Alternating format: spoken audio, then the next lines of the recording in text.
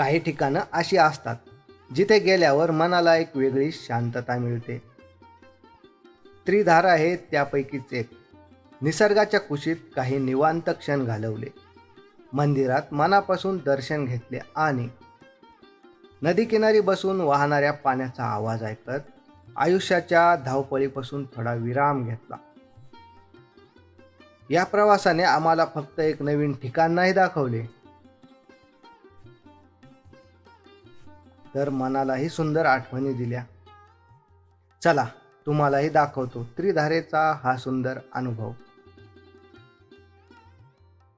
पाऊलवाट या मराठमोळ्या चॅनलवर तुमचे खूप खूप स्वागत.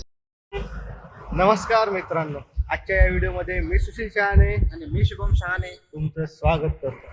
व्हिडिओच्या थंबनेलवरून तुम्हाला अंदाज आलाच असेल आपण कोणत्या ठिकाणाला आज भेट देणार आहोत.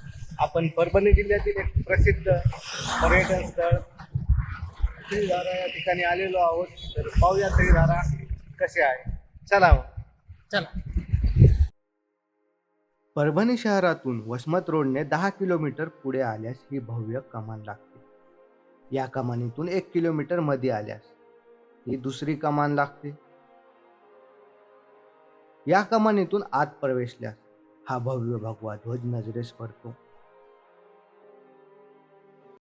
त्रिधारा या ठिकाणी नदीचा संगम आहे आणि या संगमावर अनेक छोटे मोठे मंदिरे आहेत. आता आपण एक एक करून सगळ्या मंदिराला भेट देऊ. पाठीमागे जे मंदिर दिसतंय ना, ते ओंकारेश्वर महादेव मंदिर आहे आणि पांढऱ्या पाषाणामध्ये याचं बांधकाम झालेलं आहे. तर पाहू आपण मंदिर कसं आहे. चला.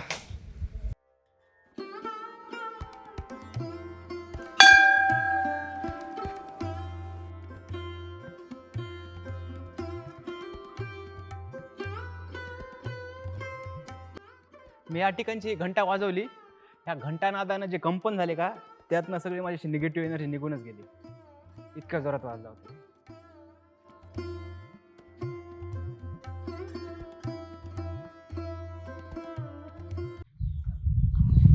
पाठीमागे एक मंदिर आहे आणि या मंदिराचं काम चालू आहे आणि सध्या हे मंदिर सील केलेलं आहे.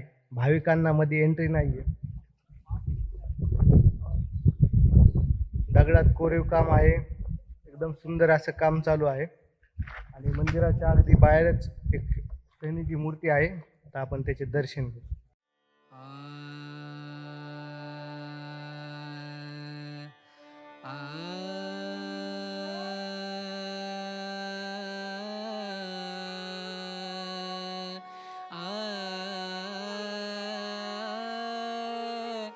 रे रे रे ना रे रे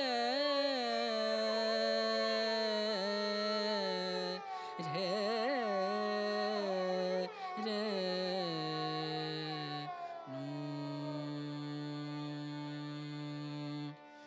रे द्रेना द्रेना द्रेना द्रेना तन द्रे द्रेना द्रेना द्रेना द्रेना दिगंबरा दिगंबरा श्रीपाद वल्लभ दिगंबरा.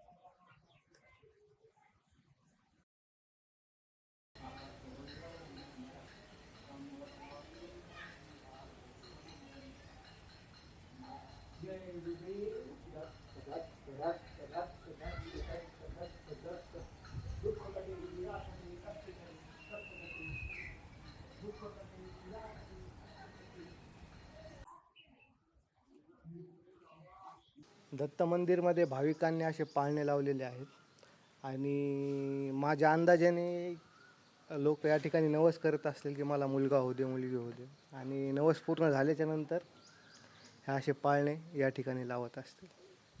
हे मी अंदाजे सांगतोय. यामागचं खरं काही कारण तुम्हाला माहीत असेल तर कमेंटमध्ये तुम्ही सांगू शकता. या ठिकाणी वातावरण अत्यंत शांत आहे. मी 10-15 मिनटं या ठिकाणी निवांत बसलो. मन अगदी प्रसन्न झाले. दत्त मंदिर समोर असणारी ही देखणी महादेवाची पिंड प्रत्येक भाविकाचे लक्ष वेधून घेते. या पिंडीच्या मागील बाजूस असलेले गोमुख या ठिकाणचे एक खास आकर्षण आहे. गोमुखातून अखंड वाहणारं स्वच्छ पाणी महादेवाच्या पिंडीची शोभा वाढवतं. आणि हे दृश्य मनाला एक वेगळीच शांतता देऊन जातं.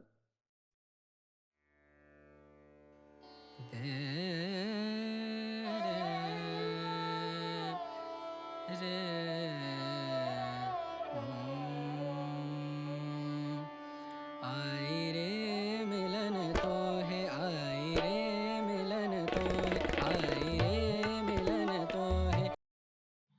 गणपतीचे दर्शन घेतले व गणपतीसोबत गणपतीच्या दोन्ही बायका रिद्धी आणि सिद्धी या दोन्हीच्या पण मूर्त्या या मंदिरात आहेत.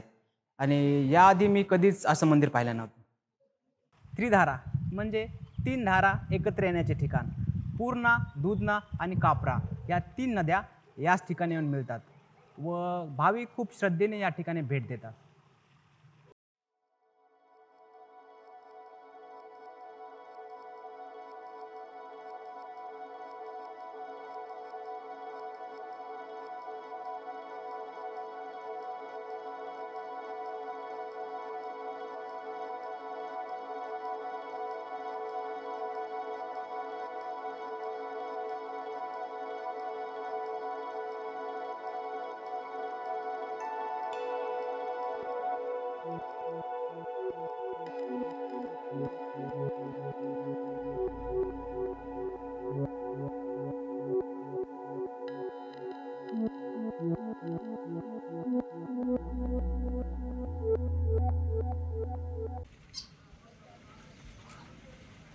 इथं जांभळाचं झाड आहे.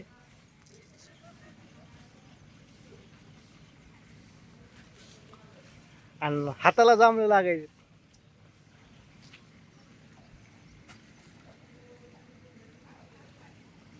पण थोडे थोडे कच्चे आहेत. बघू, पिकलेले जांभळं काढतो मी. दिसतंय का आहे आंबट आहे.